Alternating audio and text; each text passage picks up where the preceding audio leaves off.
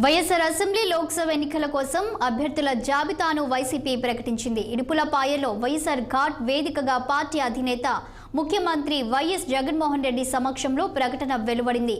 175 మంది MLA, 25 MP అభ్యర్థుల జాబితాల్ని మంత్రి ధర్మాన ప్రసాద్ చదివి వినిపించారు.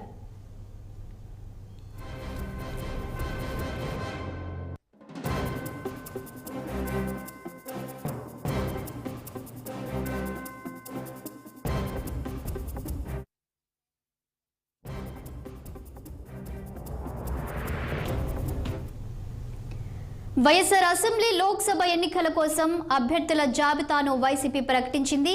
ఇడుపులపాయలో వైఎస్ఆర్ ఘాట్ వేదికగా పార్టీ అధినేత ముఖ్యమంత్రి వైఎస్ జగన్మోహన్ రెడ్డి సమక్షంలో ప్రకటన వెలువడింది. 175 మంది ఎమ్మెల్యే, 25 ఎంపీ అభ్యర్థుల జాబితాల్ని మంత్రి ధర్మాన ప్రసాద్ చదివి వినిపించారు. ఇక దీనిపై మరింత సమాచారం మా ప్రతినిధి కోటేశ్వరరావు లైవ్ లో అందిస్తారు. కోటేశ్వరరావు, చెప్పండి. ఇక ఈ రోజు అయితే వైఎస్ఆర్సీపీ పార్టీ తుది జాబితాను విడుదల చేసింది. అసెంబ్లీకి సంబంధించి అలాగే పార్లమెంట్కి సంబంధించి కూడా. సో దీనికి సంబంధించిన అప్డేట్స్ ఏంటి? ఎవరైనా ఆశావాహులు మిగిలిపోయారా ఏంటి దీనికి సంబంధించిన అప్డేట్స్?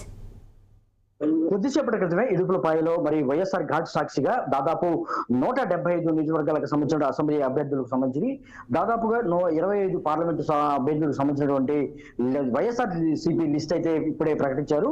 దీనికి సంబంధించి మరి అప్డేట్ ఒకటి మనం ఒకసారి చూసుకుంటే ఇడుపులపాయలో మరి ప్రతిసారి 2019లో కూడా అక్కడ మరి వైఎస్ఆర్ ఘాట్ సాక్షిగా 2019లో కూడా ఈ లిస్ట్ అయితే చదవడం జరిగింది. దీని సాంప్రదాయాన్ని పాటిస్తూ ఈ రోజు వైఎస్ఆర్ సిపి 2024 సార్వత్రిక ఎన్నికలకు సంబంధించిన అభ్యర్థులు ఎవరైతే ఉన్నారో పోటీ చేయబోతున్నారో వారికి సంబంధించినటువంటి లిస్ట్ ని జాబితాని ఇప్పుడే ప్రకటించాలని కూడా చెప్పుకోవచ్చు. ముందుగా దీనికి సంబంధించి 25 పార్లమెంటు నియోజకవర్గాలకు సంబంధించినటువంటి అభ్యర్థులను అయితే నా ఎంపీ నందిగామ సురేష్ ప్రకటించారు. ఆ తర్వాత 175 నియోజకవర్గాలకు సంబంధించినటువంటి అభ్యర్థుల లిస్ట్ అయితే ఎవరైతే ఉన్నారో వారికి సంబంధించినటువంటి జాబితాను మంత్రి ధర్మాన ప్రసాదరావు ప్రకటించారు. ఇది మొత్తంగా చూసుకుంటే మరి ఈ రోజు జరిగినటువంటి ఇడుపులపాయ కార్యక్రమంలో మరి ముఖ్యమంత్రి జగన్మోహన్ రెడ్డి ఆధ్వర్యంలో జరిగినటువంటి కార్యక్రమంలో 175 అభ్యర్థులకు సంబంధించి 25 పార్లమెంట్ అభ్యర్థులకు సంబంధించినటువంటి అభ్యర్థులను లాంఛనంగా ప్రకటించాలని చూసుకోవచ్చు. ముఖ్యంగా చూసుకుంటే దాదాపు 25 అసెంబ్లీ పార్లమెంటుకు సంబంధించినటువంటి అభ్యర్థుల్లో ఒక్క సీటు తప్ప మొత్తం 24 మంది అభ్యర్థులను ప్రకటించాలని కూడా చెప్పుకోవచ్చు. ఇది అనకాపల్లి సీటుకు సంబంధించినటువంటి అభ్యర్థిని ప్రకటించడానికి కొంచెం పెండింగ్ లో పెట్టారు. ఆ ఒక్క సీటు తప్ప, అనకాపల్లి పార్లమెంటు సీటు తప్ప మిగతా 24 సీట్లకు సంబంధించినటువంటి క్లారిటీ వచ్చేసింది. అభ్యర్థులు ఎవరైనా కూడా ఇప్పటికే ప్రకటించారని కూడా చెప్పుకోవచ్చు. ఎంపీ అనకాపల్లికి సంబంధించినటువంటి స్థానాన్ని ఖచ్చితంగా బీసీలకు ఇస్తారని కూడా మరి లిస్ట్ లో ప్రకటించారు. బీసీలో ఎవరికి ఇస్తారు ఏంటి అనేది కూడా కొంత ఉత్కంఠగా జరుగుతుందని కూడా చెప్పుకోవచ్చు.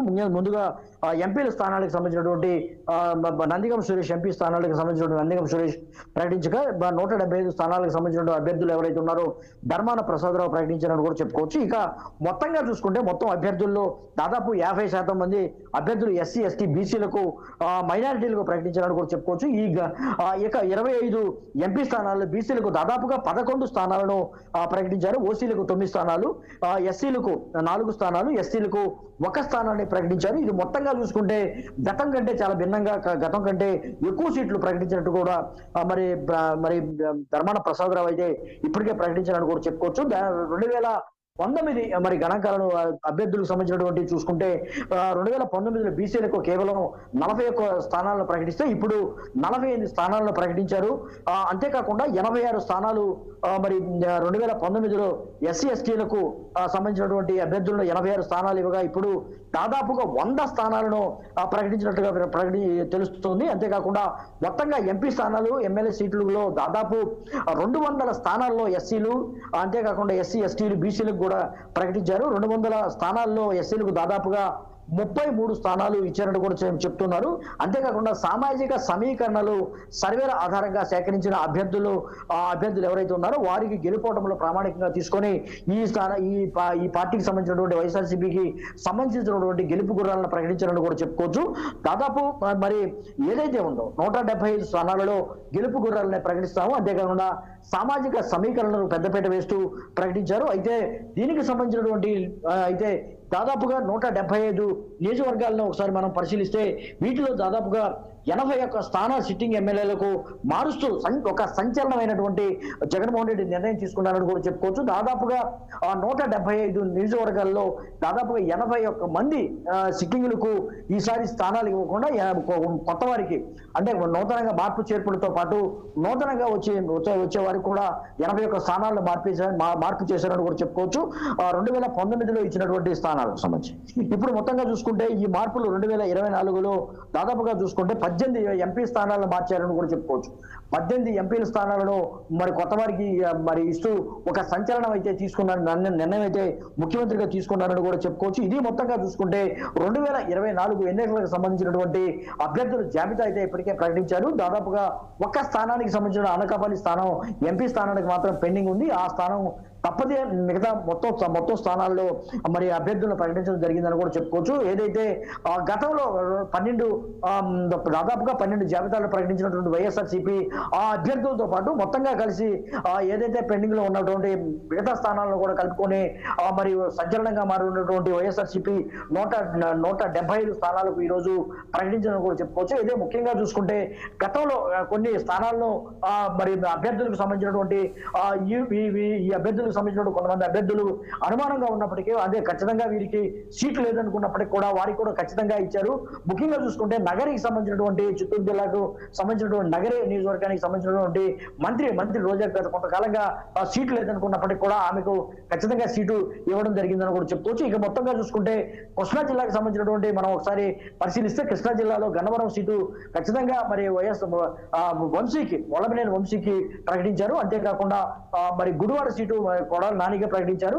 ఇలాగా చెప్పుకుంటే మరి దాదాపుగా అసెంబ్లీకి సంబంధించినటువంటి నామినేషన్లు వేసే వరకు కూడా వైఎస్ఆర్సీపీ అభ్యర్థులు చాలా అనుమానంతో ఉన్నారు. తమకు ఖచ్చితంగా సీట్ వస్తుందా లేదని అనుకున్న నేపథ్యంలో ఖచ్చితంగా ఈ రోజు మరి ఎంపీ స్థానాలకు సంబంధించినటువంటి కానీ లేకపోతే మరి ఎమ్మెల్యేలకు సంబంధించినటువంటి స్థానాలకు సంబంధించినటువంటి కానీ ఒక క్లారిటీ అయితే ఇచ్చారు. ఖచ్చితంగా మైలవరం నియోజకవర్గాన్ని మనం ఒకసారి పరిశీలిస్తే మరి దాదాపు బీసీ వర్గానికి సంబంధించినటువంటి మరి ఎన్నాల తిరుపతిరావుకి కేటాయించడం ఒక సంచలనంగా మారిందని కూడా చెప్పుకోవచ్చు.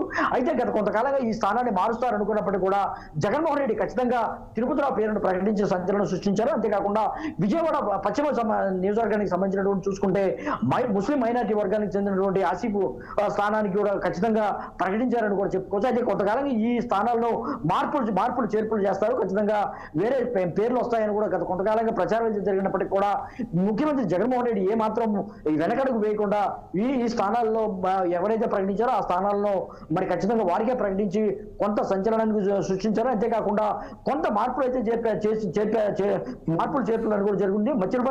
మచిలీపట్నానికి సంబంధించినటువంటి ఎంపీ అభ్యర్థిగా మొత్తం డాక్టర్ను ప్రకటించారని కూడా చెప్పుకోవచ్చు.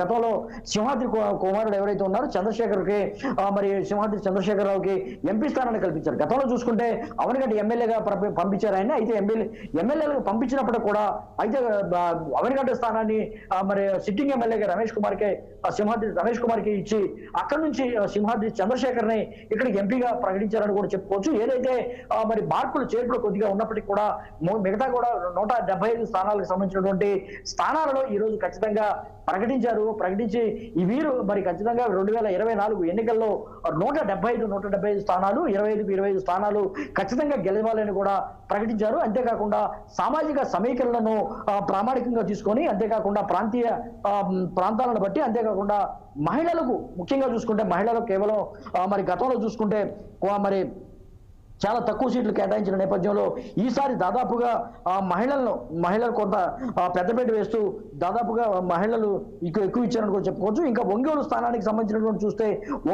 ఒంగోలు స్థానానికి ఎంపీగా చెవిరెడ్డి భాస్కర్ రెడ్డి, అంతేకాకుండా చంద్రగిరి ఎమ్మెల్యే స్థానానికి తన కుమారుడికి ప్రకటించారు.